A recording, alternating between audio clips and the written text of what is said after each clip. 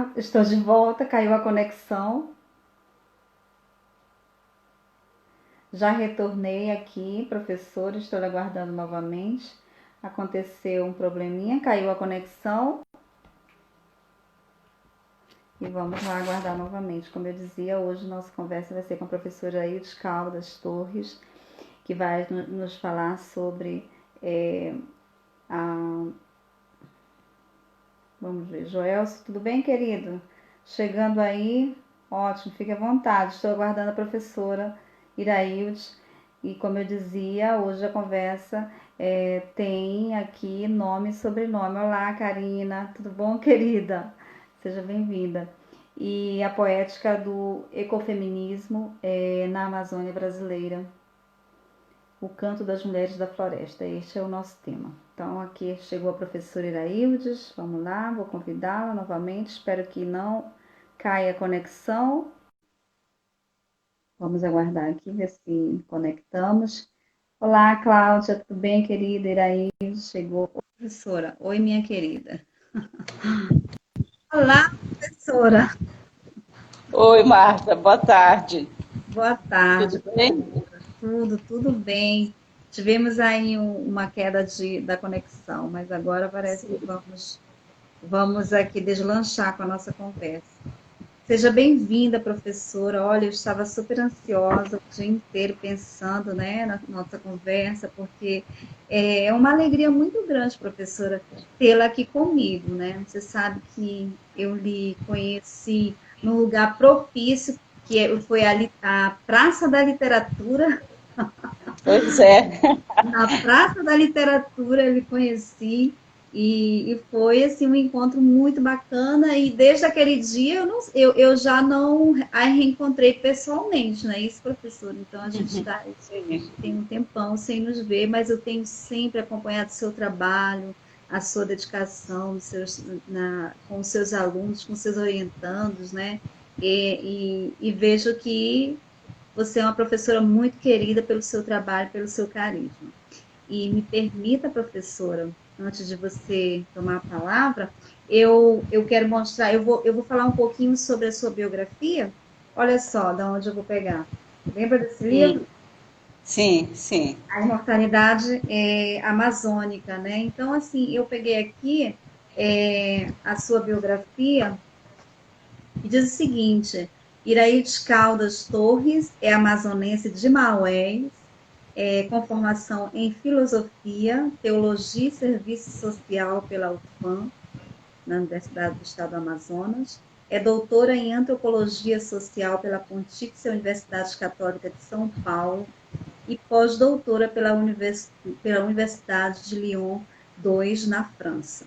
É professora associada da UFAM, pesquisadora e associada não, professora titular, né? Agora já modificamos, professora titular, pesquisadora e consultora da Secretaria Especial de Políticas para as Mulheres da Presidência da República Federativa do Brasil. É autora de 20 livros, mais ou menos, né? Que aqui já o número já subiu também. Exerceu o cargo de diretora da editora da UFAM em 2009 a 2013. Publicou vários artigos em revistas e periódicos e continua publicando muitos, vai continuar publicando muito mais. Vários capítulos de livros, publicou vários artigos em jornais de grande circulação, dentre outras produções técnicas. Em 2013, recebeu o prêmio Comenda da Ordem do Mérito Legislativo, conferido pela Assembleia Legislativa do Estado do Amazonas. Nesse mesmo ano de 2003, recebeu o prêmio Cidadã Mauésense, conferido pela Câmara dos Vereadores do município de Maués. Recebeu o prêmio Parceira Cidadã da cidade de Itaperoá, na Bahia, conferido pela Secretaria de Educação daquela cidade em 2007. Recebeu por 2 vezes voto de aplauso do Senado Federal em 2007 e 2008. Recebeu em 2015 o título de Filha do Guaraná, concedido pela Prefeitura Municipal de Maués.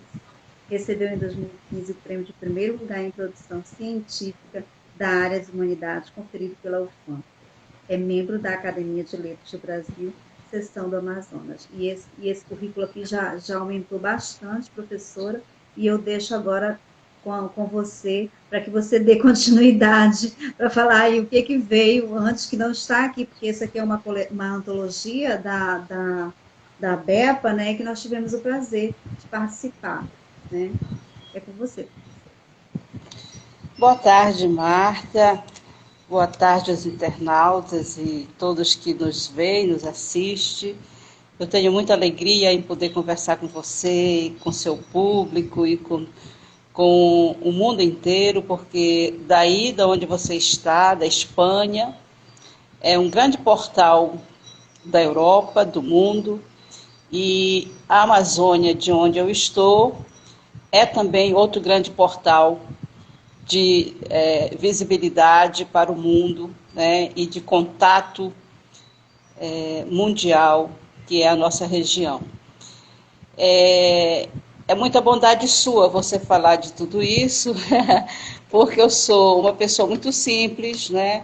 Eu venho da cidade de Maués, eu sou filha de agricultores, né? Vim para a cidade com a idade de 12 anos, e aqui em Manaus eu fui me forjar como estudante, como trabalhadora, não é? E tive uma vida pelo convento, me transformei em freira religiosa de uma ordem, e depois saí e fui prosseguir nos estudos. Então, esse tema que eu vou falar, ele tem muito a ver comigo, com a minha vida, com, né, a minha saída do campo, né, com 10 anos fui para a cidade de Maués, porque o meu pai, ele era pecuarista, ele tratava com gado e com agricultura. Então, eu nasci numa fazenda no Paraná do Ramos, não é? Que do eco da floresta me levou para a cidade de Maués e da cidade de Maués para Manaus, né? E depois a gente ganha aí a estrada e o mundo e outras aventuras, sempre em torno do estudo, em torno da busca do conhecimento, né? Muito bem. Então, falar da poética e falar das mulheres é um pouco falar da minha vida, dessa vida de pessoa da floresta, de menina que vem da floresta amazônica para a cidade, né? E que vem com toda essa memória, vem com uma bagagem, que é uma bagagem que eu considero maravilhosa, é a bagagem que norteia e que nucleia a minha vida, né? Que é essa ligação da tríade na Amazônia, que é a terra, a floresta e as águas. Então, é em torno dessa poética da terra, da floresta e das águas que eu queria desenvolver e conversar com você sobre esse tema da poética do ecofeminismo na Amazônia, o canto das mulheres da floresta, né? Eu gosto muito dessa expressão canto, porque o canto, ao mesmo tempo que ele é poético, não é? Ele tem também um encantamento, que é o encantamento sonoro né, das cifras, das letras, e que, na verdade, ele traz uma poesia que é uma poesia da dança, uma poesia do movimento, uma poesia da alegria, do lúdico, não é? E é essa coisa em movimento que não para, né? Que não cessa, então que ele acaba sendo também uma fonte de energia, né? Que movimenta essas mulheres, que movimenta também os homens, que movimenta todos nós dentro da vida. Não é? Então, este canto de dentro da floresta que faz ecoar uma série de outras poéticas das mulheres, né? Eu diria que essas mulheres que trazem nas suas veias o pulsar da floresta, eu chamo de mulheres da floresta, e tenho trabalhado isso nos livros, não é? Eu tenho chamado de práticas sociais das mulheres da floresta, esta poética que a gente vai conversar hoje aqui, não é? Há uma diferença entre trabalho e práticas, né? O trabalho, ele está muito mais para a ocidentalização, as teorias do Ocidente, do pensamento ocidental sobre o trabalho, né? Enquanto as práticas sociais, elas estão mais dentro da poética, né? Não há uma cisão, há uma confluência de significados aí. Não é que trabalho seja uma coisa e prática seja outra. Na medida em que a expressão do ser, do sujeito, é essa da mente, do corpo, das coisas que ele faz em forma de trabalho. Então, trabalhar é colocar em ação o cérebro, o corpo, a tua energia, a tua alma, né? E faz o movimento do trabalho, né? Que é diferente de emprego. Trabalhar é o fazimento do ser numa praxis, não é? E as práticas sociais, elas estão dentro desse movimento também, né? Então, o poético aqui, com as mulheres da floresta, lenteia no próprio cotidiano da vida dessas mulheres, né? A natureza, que é intuitiva deste poético, com sua delicadeza ecológica do ato de viver a vida, está presente no prosaico da selva, né? Uhum. O poético entoa seu canto com luminosidade, embora, no caso das mulheres, essa luminosidade não as alcance com maior densidade no campo da ciência, né, no campo da historiografia, como nós vemos. As mulheres da Amazônia, elas são sujeitos esquecidos na memória escrita do Ocidente, não é? Uhum. Elas foram visibilizadas como sujeito do conhecimento. Elas não aparecem nem nas viagens, nem, né, nas crônicas de viagem, nos relatos de viagem, nada, né, professora? Elas não aparecem, não. E eu quero... Pode falar. Não, pode continuar, depois eu quero só fazer justiça a Elizabeth Agassiz, mas já é no século XIX, muito depois, né, que ela vai fazer menção às mulheres, e mais do que isso, ela vai fazer uma etnografia das mulheres, né? A Agassiz esteve lá em Tefé, na Velha Éca, como esteve em Maués, como esteve no Rio Negro, aqui perto de Manaus, né? Ela esteve em algumas cidades do interior do Amazonas, que fez com que ela tivesse uma visão sobre as mulheres diferente daquela visão que o espelho branco havia propagado, né, para o mundo, de que eram as mulheres lascivas, sexuais, as libertinas, né, que tinha a nudez como cultura e expressão de identidade. Essa nudez foi interpretada como lascividade. Então, essa imagem turva da mulher no espelho acabou tomando fôlego, né, na Europa e no mundo inteiro.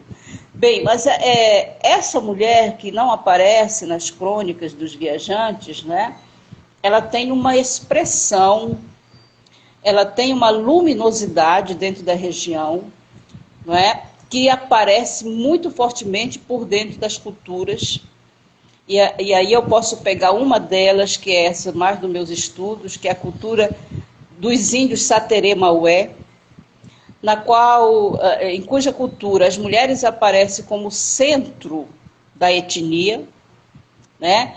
Elas geram a etnia vem delas, porque o Varaná, que depois toma nome de Guaraná, mas o certo é o Varaná, é o filho enterrado pela mulher que dá vida, que depois que ele ressuscita, quem faz ressuscitar é essa mulher.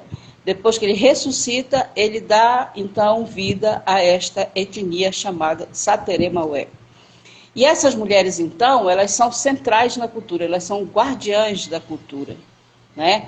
O canto de toda a tradição da cultura, de toda a sua expressão mítica cultural, é um canto feminino, é de um espírito feminino, não é? É de um sagrado feminino que expõe para dentro da cultura e para fora da etnia a mulher como centro, né? É uma expressão mítica, vamos entender, dentro do mito, não é? É claro que dentro do Ocidente vai haver uma teoria de gênero que vai dizer assim, mas elas são silenciadas e caladas pelo patriarcado, que é a grande teoria, né?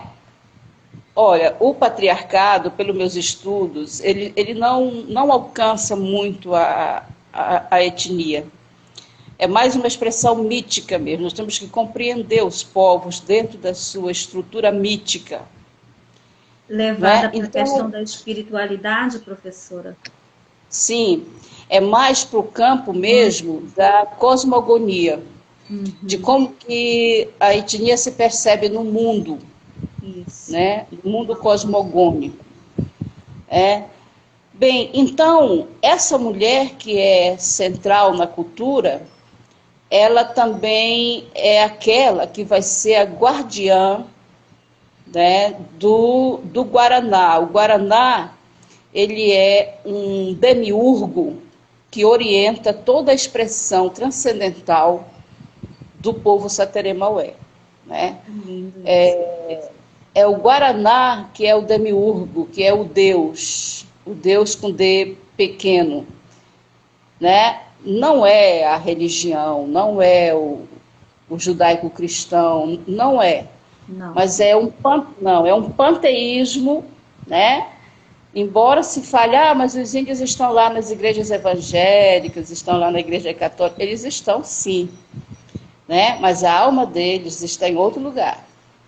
O corpo está lá, eles transitam, eles sabem fazer a boa política, a boa vizinhança, eles sabem fazer, eles têm que sobreviver. Desde o princípio, né, do contato com os Sim. Sempre foram. Sempre. Agora, eles têm as suas crenças e eles vão fazer seus rituais de acordo com o que a alma deles expressa, né? Bem, mas voltando às mulheres, o que eu queria dizer é que essas mulheres, elas têm uma história, histórias que margeiam, digamos, toda a literatura, porque elas estão fora da análise da ciência, né? É muito recente a visibilização dessas mulheres nos estudos, nas etnografias, é muito recente, né? Na Amazônia, então, são muito escassos os estudos, né? E o pensamento poético é esse que traz essa mulher também para dentro de uma visão de Amazônia, de uma região que é marcada por uma série de contradições, né? Por questão étnica, por questão da terra, por situações com o meio ambiente e a sua degradação, né? Esta mulher também que vai ser um sujeito político dentro dessa região. Né? Ela não é um sujeito inerte, não, ela tem uma expressão ela atuante, não é também, né, professora? Sim, atuante. Bem atuante, sim. Ela não é um duende, né? Um elemento agregado à natureza. Não, ela é um sujeito que estabelece conexão e relação com a natureza. E essa relação é uma relação de afetividade, de respeito, né? É uma relação de pertencimento, né? Ela não tem quando as mulheres se unem, por exemplo, no meio do rio com as canoas para fazer enfrentamento aos navios pesqueiros, aos barcos grandes que vão fazer a pesca predatória, elas enfrentam sem medo, elas vão só elas, não tem homem nenhum com elas, né? Eu fiz uma pesquisa ali em Quari, que as mulheres da comunidade do Divino Espírito Santo do Isidório me dizia isso. Nós não temos medo, nós vamos defender o nosso rio, os igarapés, as nascentes, nós vamos defender a vida que traz para nós alimento, que é a vida da água, né? E no caso da terra, a vida da terra, e no caso da floresta. Então, uma poética que a gente aprende muito com elas, né? Elas têm uma reverência muito grande pela Mãe Terra, né? Também na América do Sul tem uma relação muito grande com a Pachamama, que é a deusa Mãe Terra, que os Inca cultuam, também aqui né, no Brasil, especialmente na Amazônia, né, nós temos essa reverência à Mãe Terra, tanto por parte de mulheres quanto por parte de homens.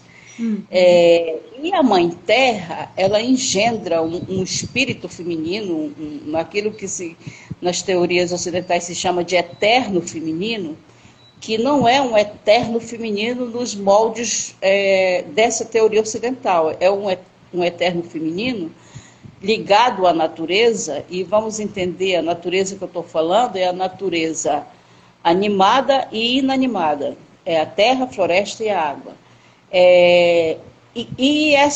A terra, a floresta e a água engendra esse princípio feminino, né, que vibra com uma força que vem, claro, tem aí toda uma relação com a ancestralidade dessas mulheres, não é? com o seu acervo mitológico, com a sua tradição, né? Que vai construir esse espírito feminino que vibra nessas mulheres como uma força poderosa que dá a elas a capacidade de fazer enfrentamentos, inclusive os enfrentamentos políticos no campo do ecofeminismo.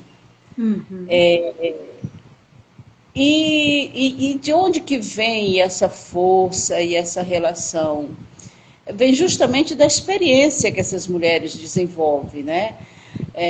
Elas tateiam, elas têm o cheiro, né? A cor, elas vão ter uma relação de auscultamento da floresta, da terra e da água, né? Então, é uma relação mesmo de pertencimento, de considerar... Simbiose.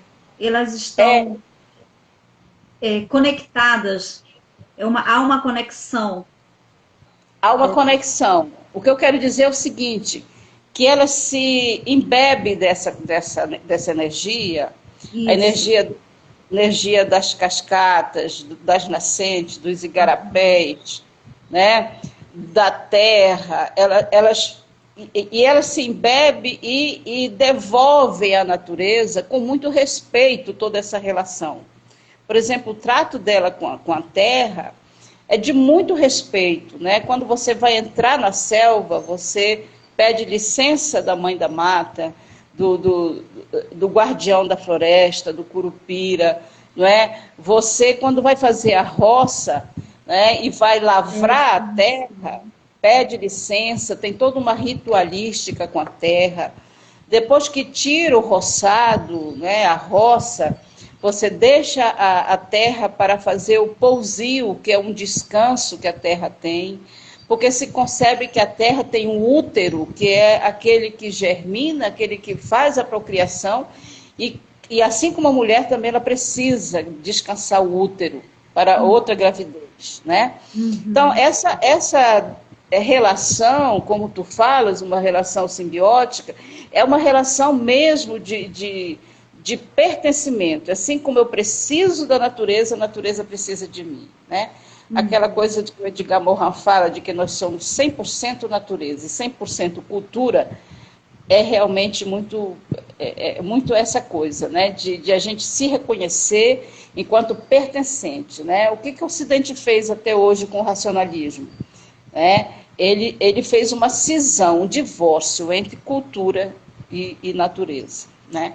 Esse divórcio não é legal, porque desconectou, né? Desconectou. Descontrole, né? Também, né? Esse descontrolou a vida, né? A vida humana, a relação com a natureza, né? E professora, você que é, assim como eu, nasceu e cresceu nesses interiores, a minha mãe, apesar de ela não ter, ela veio de família nordestina, mas ao viver na região como ribeirinha, como agricultora, ela assimilou essa cultura.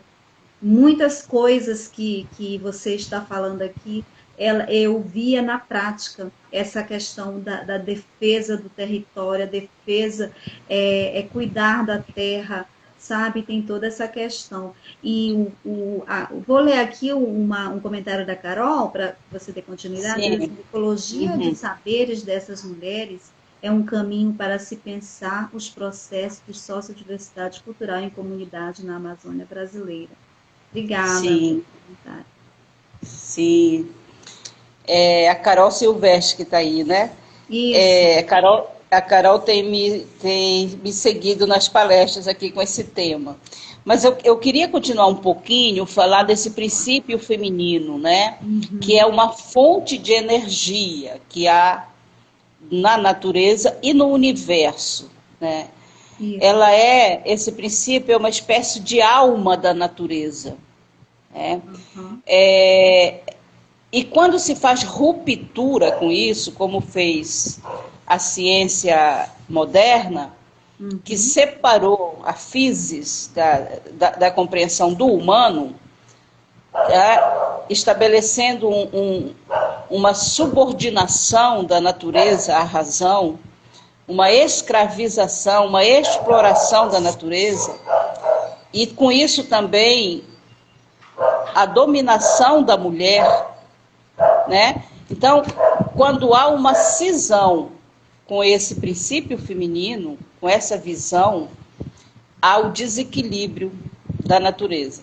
Eu gosto muito da Vandana Shiva. Vandana Shiva tem essa compreensão, como ela vem de uma perspectiva do hinduísmo, de uma mística hindu, ela acaba compreendendo assim, que quando eu faço a cisão com essa dimensão, né, de uma construção de energias cósmicas, né, do universo, de uma conexão entre linhas, como fala o Tim Gold, e o Capra, que fala de teia, né, quando eu faço uma desconexão dessas teias na minha razão, na minha cabeça, né, eu acabo, então, compreendendo que os humanos não precisam da natureza e a natureza não precisa dos humanos, né? Na verdade, o que nós somos? Nós somos, essencialmente, natureza, né? O nosso organismo é composto de 60% de água. Se a gente não tomar água, que está na natureza, que compõe o nosso corpo, né, nós não sobrevivemos. Se nós não nos alimentarmos dos alimentos que vêm da terra, da sagrada terra, da mãe terra, nós vamos morrer. Então, e o ar, o que nós somos sem o ar? Nós não vamos, né, prosperar com vida na terra se não tivermos o ar para respirar, não é? Então, o que é isso de a gente separar, fazer a cisão entre natureza e cultura? Como se a cultura fosse os humanos e a natureza fosse esse outro lado de não humano. Como se o humano fosse superior à natureza, né? E quando, na verdade, nós somos uma composição, né? Uma composição, trabalhar com esse todo, com essa holística de uma compreensão da Terra como um planeta que se interconecta de uma forma necessária e fundamental, sine qua non, né, com a Mãe Natureza. Então, essa perspectiva de cisão não foi boa, porque ela trouxe a degradação da natureza e ela trouxe toda essa dor que o mundo está sofrendo hoje, não é? Essa dor da destruição, não é? O que está acontecendo com as calotas dos gelos, o que está acontecendo com o aquecimento global, o que está acontecendo com a Terra, com os terremotos, enfim, né, com tudo que nós estamos presenciando. E nós vamos pagar ainda, Marta, muito caro por isso. Muito caro. Virão coisas piores do que essas que nós estamos assistindo, né? Porque os humanos, eles degradaram a natureza, eles saíram desta lógica de composição, né, de uma holística necessária para a vida no planeta. Né? O Papa Francisco chamou atenção para esse tema na encíclica Laudato Si, né? Quando teve os eventos aqui no Brasil, não sei se você acompanhou, de preparação do sínodo da Amazônia, eu fui convidada para falar com os bispos da CNBB em Brasília, em 3 dias de formação, e num desses temas eu estava presente, com essa construção do bem viver, do ecofeminismo e do espírito feminino na Amazônia, e lá, né, eu ouvia essa leitura e essa reflexão do Papa Francisco na encíclica Laudato Si, que é justamente uma busca de construção da casa comum, que tem chamado a atenção o Félix Guattari, que tem chamado a atenção a Vandana Shiva, o Mia Couto,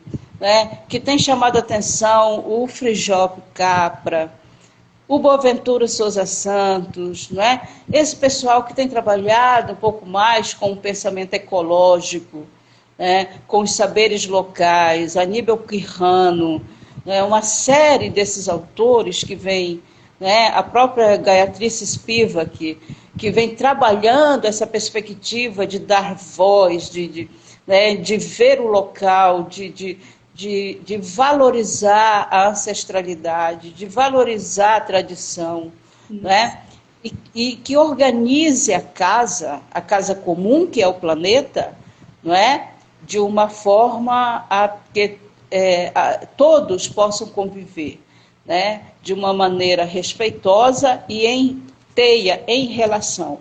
Não significa dizer que nós estamos falando de pensamento comum, de pensamento único.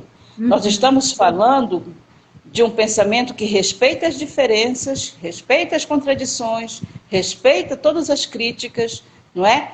Mas que leva, no fundo, para uma conexão entre os humanos e a natureza. Eu acho que foi muito feliz essa encíclica, porque é uma voz oficial da Igreja, né? Se o mundo não ouve os cientistas, quem sabe vai ouvir uma voz oficial, que é a voz da Igreja, né? Esperemos. Então, pois é.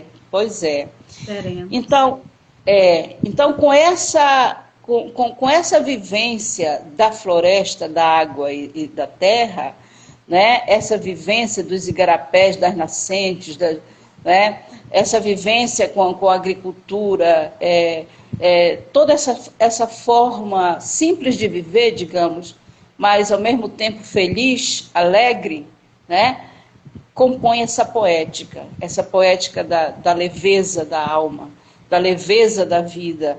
Né? As mulheres e todos os trabalhadores do campo não têm essa coisa de carregar um peso pesado da vida, uma coisa mortífera, não.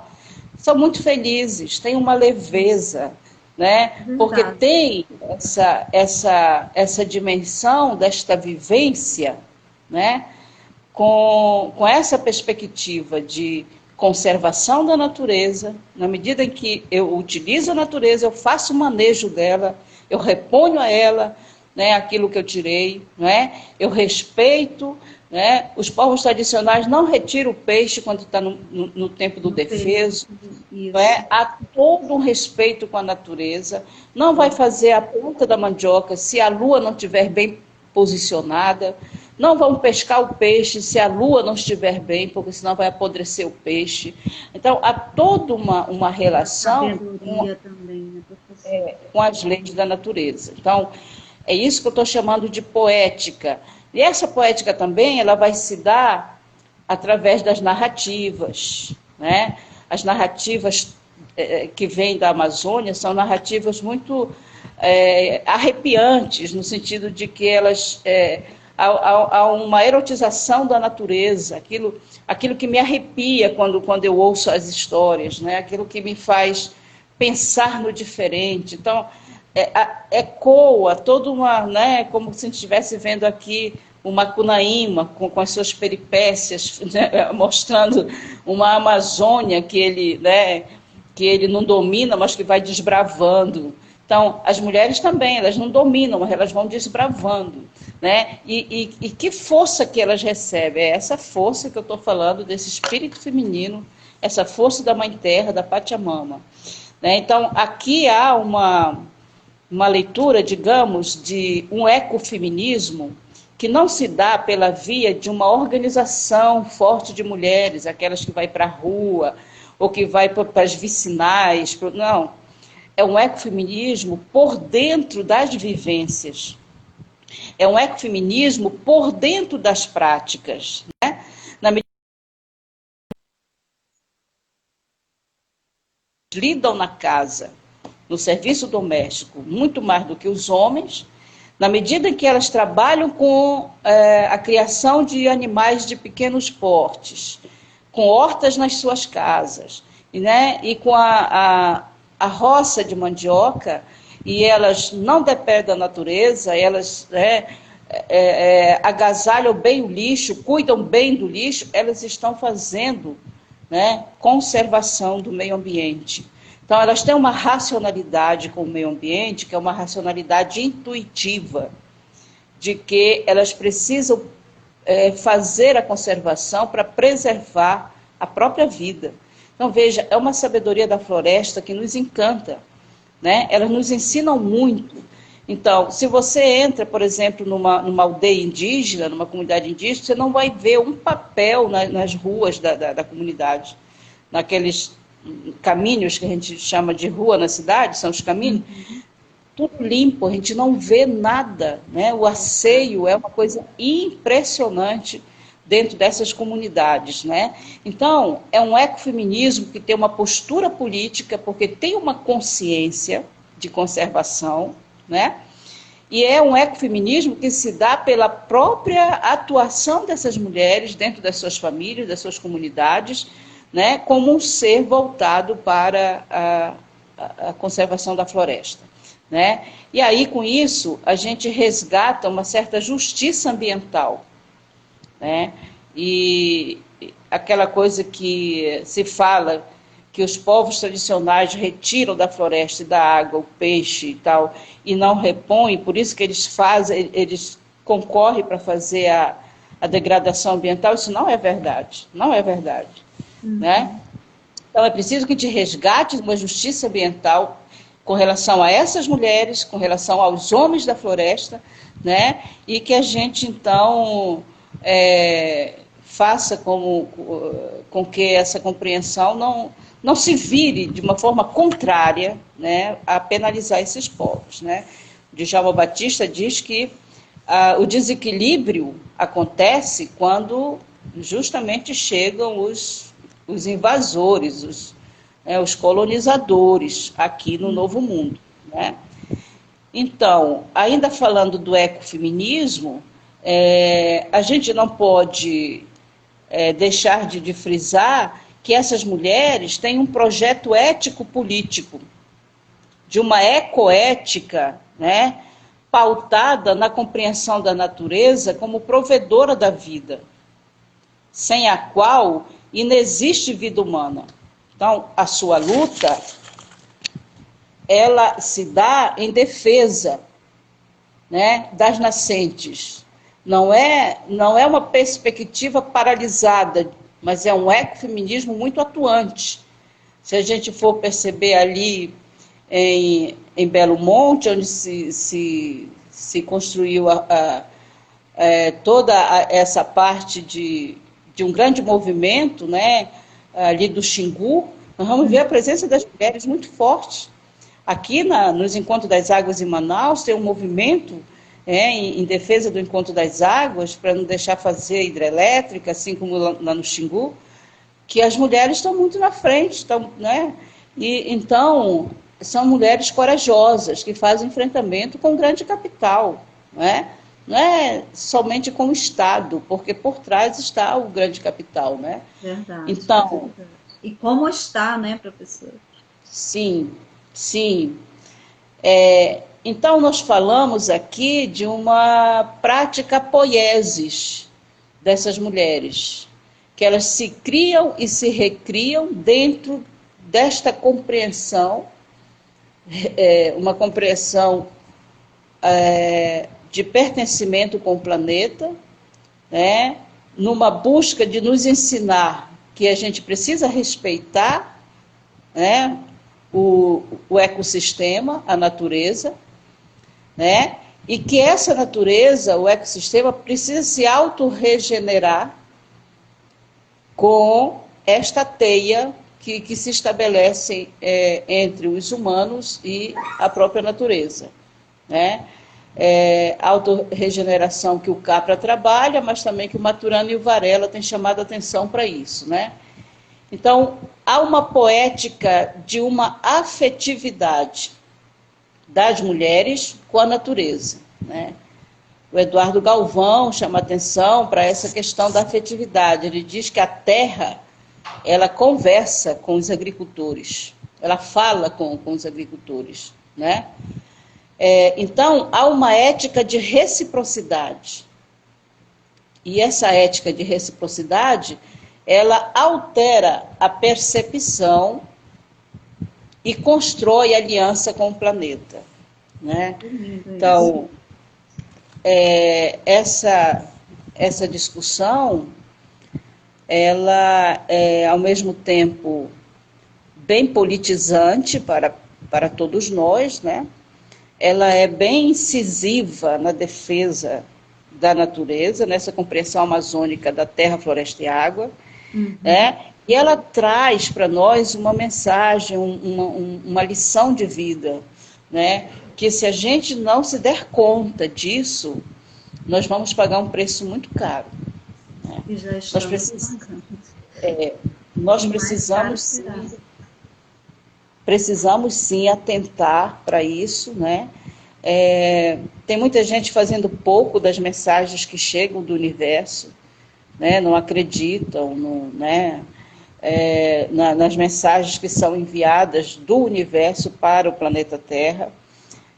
Mas eu acredito muito na energia. Nós, seres humanos, somos pura energia, né? E compomos o universo, a despeito de não ser mais a Terra o centro do universo. Ela já foi o centro do universo, não é mais, né? Depois da Terra passou a ser o Sol o centro do universo, enfim. Mas nós temos que ter essa compreensão. Eu acho que o recado que eu poderia dizer aqui é esse. Precisamos atentar para a nossa relação com a natureza. O que você traz na sua fala, professora, é assim, algo tão profundo e de uma beleza enorme, porque essa grandeza, né, essa simbiose da questão da mulher, essa poética afetiva que gera, né, essa reciprocidade, essa poética da reciprocidade, como você falou, e altera, né, a nossa percepção, a percepção, creio que, de mundo, né, e constrói, como você disse, constrói essa aliança com o planeta. Isso é o que nós precisamos. Nós precisamos nos atentar para esse final desse, principalmente do que você acaba de falar, porque eu não sei como isso, por exemplo, essas mulheres que eu acredito que não sejam muitas, né, porque são mulheres das zonas são zonas rurais, pelo que eu entendi, se você me corrija se eu estiver errada, e como que nós, né, que moramos nos centros urbanos, como que as pessoas que moram nesses centros urbanos, como que nós podemos, né, também nos conectar com essa filosofia, com essa... Eu acredito que não seja...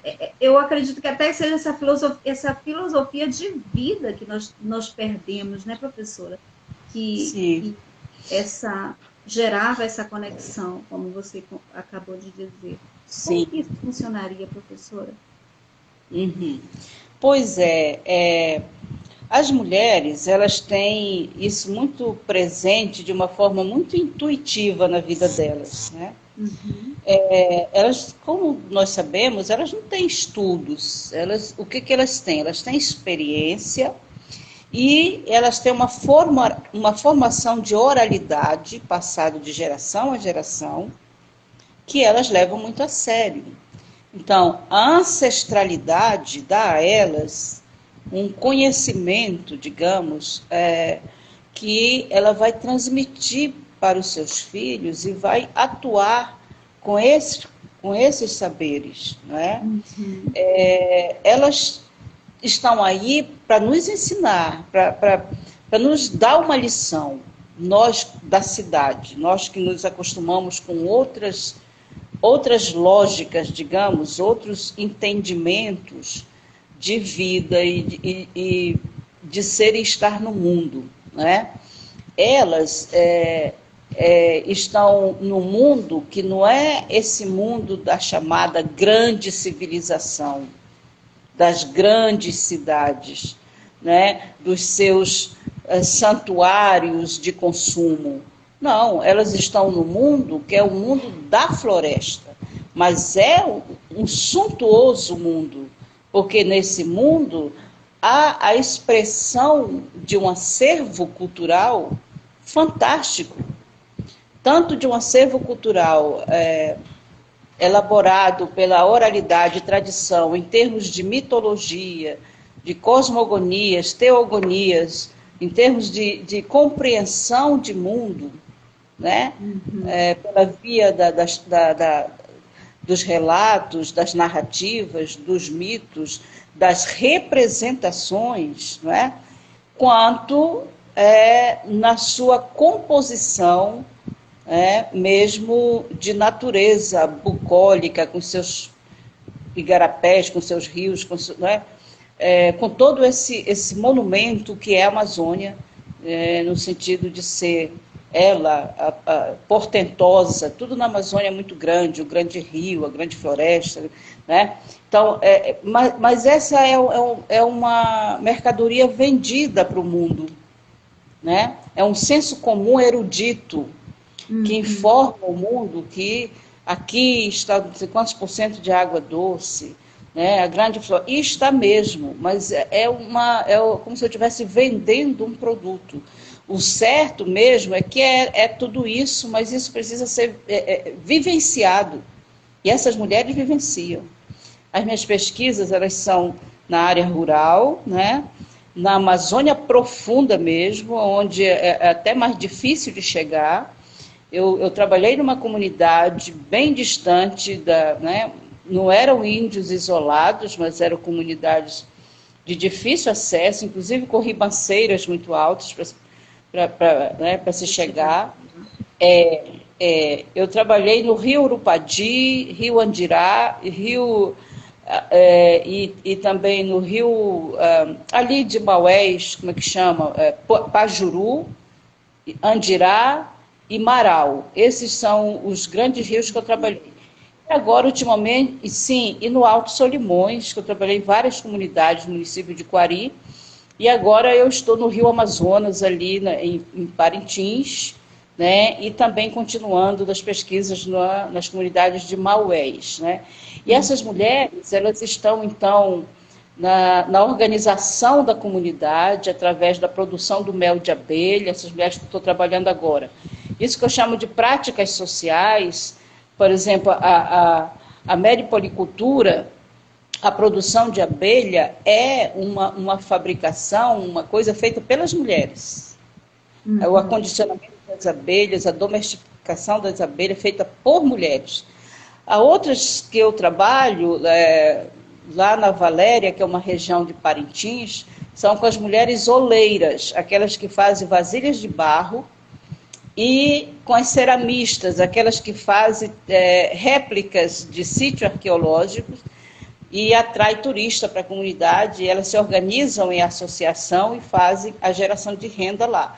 Essa é uma prática social. E ela tem a ver, a prática social, ela tem a ver com uma mística feminina, como fala o Levi-Strauss. As mulheres que trabalham com argila, elas têm todo um cuidado de uma mística que não permite nem a presença de homens perto da argila, perto das vasilhas, porque senão vai quebrar, Isso. né? Mas você não trinca. Trinca, sim. Há todo um Trinca. cuidado aí. Então, o Lévi-Strauss fala na Oleira Ciumenta, um livro, né, que elas têm toda uma ritualística ali. Então, é isso, Marta, que eu estou chamando de práticas sociais Claro. das mulheres da floresta. Né? E a Fora poética isso, também, né, professora? exatamente, exatamente. Eu estou elaborando esse conceito já tem mais de 10 anos e cada vez tem coisas mais presentes nele, né? A outra são aquelas mulheres que fazem artesanato e que acabam contribuindo para com a renda familiar de uma maneira fantástica. Por exemplo, as mulheres ticuna, as índias ticunas ali de Benjamin Constant, elas fazem aqueles anéis de caroço de Tucumã, que já tá fazendo exportação. Eu participei com elas, eu fiz várias oficinas com essas mulheres, e a gente chamou o Sebrae para fazer a revitalização do artesanato. O Sebrae, ao fazer o design do anel, acabou, porque colocou dentro do anel uma coisa de prata por dentro, né, que veio e agregou valor ao anel, que é o anel das Ilhas Ticunas da Amantu, que é a Associação das Mulheres Ticunas. Esses anéis estão sendo vendidos para o Japão, estão sendo, né? Então, veja, que práticas sociais é essa de artesanato que vai ser o carro-chefe da economia doméstica desses povos. Então, é isso que eu estou chamando de práticas sociais, que é um tipo de trabalho, mas que tem uma mística, que tem uma relação com gênero, que tem uma relação com o espírito feminino, com o eterno feminino, né? Que tem uma relação entre os humanos e a natureza. É isso que eu estou chamando de práticas sociais, né? Mas também, dentro dessas práticas, tem as mulheres benzedeiras, as rezadeiras, né? Tem as parteiras, né? Que fazem eu não sei como as chama, quebradeiras de coco de babaçu, exatamente, né? Então, e realmente é uma poética. Se você for colocar isso realmente numa visão da literatura, você vai ter uma leitura muito bacana dessas práticas das mulheres. Maravilha, né, professora? E você falando de tudo isso aqui, você citou o Mia Couto, né? E hoje eu li algo sobre, ele dizia, eu sou biólogo, ando muito pela savana da África, e aí ele disse assim, eu encontro muitas pessoas que elas não sabem ler, né? Mas essas pessoas, elas não, elas sabem ler o mundo que elas vivem, né? O mundo que elas vivem e nesse mundo, ele diz, nesse mundo, eu que sou analfabeto. Então, assim, nesse mundo Olha que aí. você acaba de falar, né? Nós somos. Eu e você que somos da nossa amada Amazônia, né? E que vivemos, eu compartilho, sou ribeirinha, meus pais agricultores, temos um pouco dessa vivência e entendemos também esse contexto, mas assim, pelo fato de vivermos tanto tempo, eu falo por mim, na cidade, e eu sinto tanta falta da minha infância que eu vivi, diz assim, nossa, você é muito romântica falando da sua infância, mas a minha infância, em contato com a natureza, com os animais, com os botos, nadando com os botos, parece assim coisa romântica, mas não, é a verdade, eu vivi isso e sinto essa falta imensa que me fez e que me faz essa distância desse Sim. universo, né, prof? Uhum. Sim. Essa ideia de as mulheres beberem nessa fonte, né, que é a Amazônia Profunda,